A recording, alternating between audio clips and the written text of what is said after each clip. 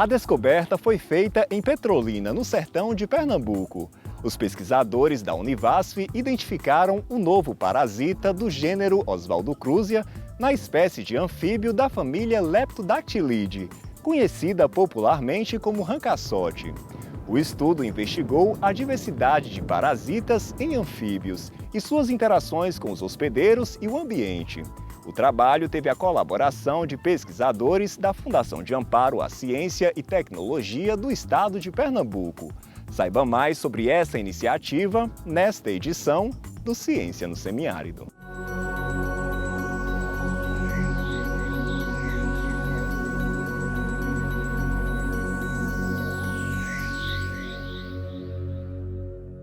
Uma pesquisa que iniciou lá no meu doutorado, quando eu estava fazendo meu projeto para me tornar uma doutora. E no nosso projeto a gente queria investigar como era a relação entre os parasitos das rãs, de uma espécie específica de rã, que a gente conhece como caçote. Muitos de vocês já devem ter visto esse nome. O pessoal muitas vezes usa até mesmo esses caçotes, essas rãs, como isca de pesca, por exemplo. Os parasitos, eles se incluem aí como organismos que fazem parte da biodiversidade oculta, porque são organismos microscópicos que muitas vezes são desconsiderados de alguns estudos de conservação, pois o estudo deles é muito peculiar. Então a gente queria entender melhor como é que acontecia essa relação entre essa rã e esses vermes que podem utilizar essa rã como seu hospedeiro, que vão parasitar essa rã. Quando fizemos o estudo inicial, verificamos que nessa espécie de rã, no estudo dela, existiam um número considerável de organismos que ainda eram desconhecidos. Nós vimos que a gente estava diante de um grande desafio, porque começamos a perceber que muitas das características desses parasitos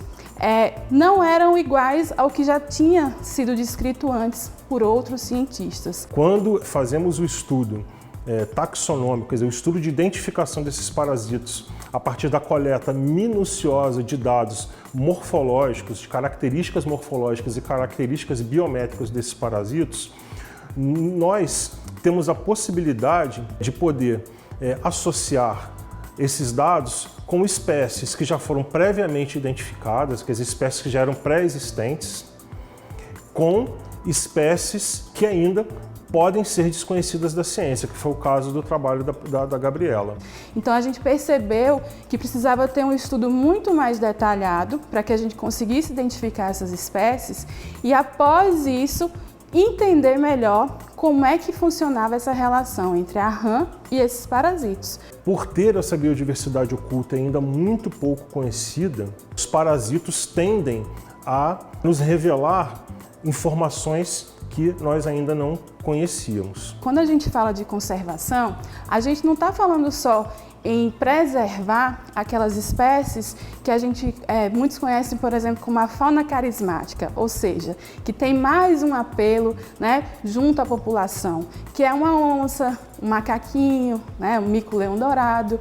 Essas espécies são sim muito importantes, mas precisamos lembrar também que dentro de um ecossistema nós temos milhares de outras espécies e essas também são afetadas pelas alterações que podem ocorrer no ambiente. A importância de se investigar essa biodiversidade oculta se justifica exatamente pelo fato desses parasitos eles terem uma grande importância ecológica nessas comunidades de grandes vertebrados, onde eles utilizam esses organismos vertebrados como hospedeiros. A gente tem também uma abordagem nesse nosso trabalho que vai um pouco além dessa descrição da biodiversidade, mas também esse entendimento de todas as interações que podem acontecer e o quanto isso pode ser extrapolado também para a saúde humana, que é o que a gente chama de saúde única. É a gente entender como é que está a saúde do ambiente, a saúde dos animais e a saúde do homem e qual a relação que pode acontecer entre elas. Precisam ter especialistas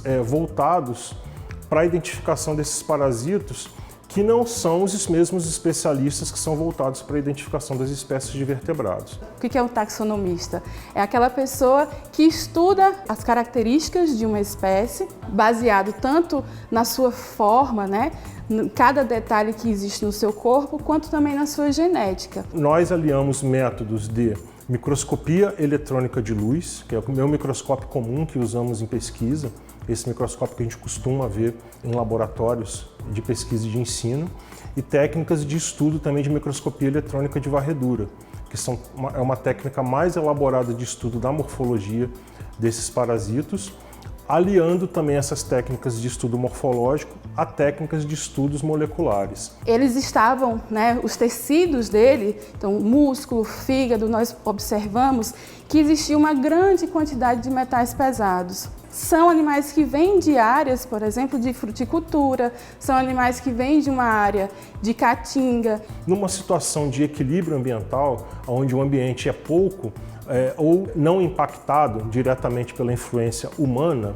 como a restrição, por exemplo, de hábitats, esses parasitas eles tendem a se distribuir de uma forma nessa população de vertebrados ou nas populações de vertebrados, eles tendem a se distribuir de uma forma em que eles atuam apenas nos indivíduos que são mais susceptíveis à influência do parasitismo, como indivíduos jovens ou indivíduos mais velhos. Essa descoberta de uma nova espécie, ela é importante para que a gente saiba o real tamanho da biodiversidade que a gente tem hoje na Caatinga, ou que a gente tem nesse ambiente, né, que foi por muitos anos um ambiente considerado pobre. Não só pobre no sentido econômico, mas pobre também em espécies. Ao desconhecer essas espécies de parasitos de Caatinga, não temos, consequentemente, o real tamanho da biodiversidade do Brasil, né, da fauna de animais brasileiros.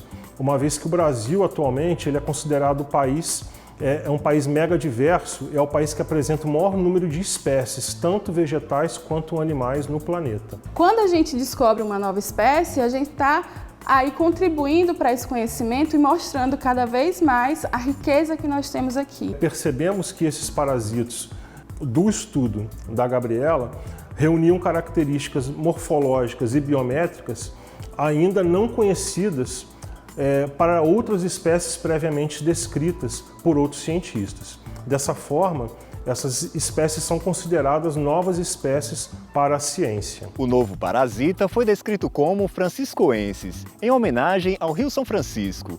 Os resultados do trabalho foram publicados em uma revista científica britânica. Os estudiosos esperam ampliar a pesquisa para outras espécies e áreas do bioma Caatinga. Esta edição do Ciência no Semiárido fica por aqui. Até o próximo programa.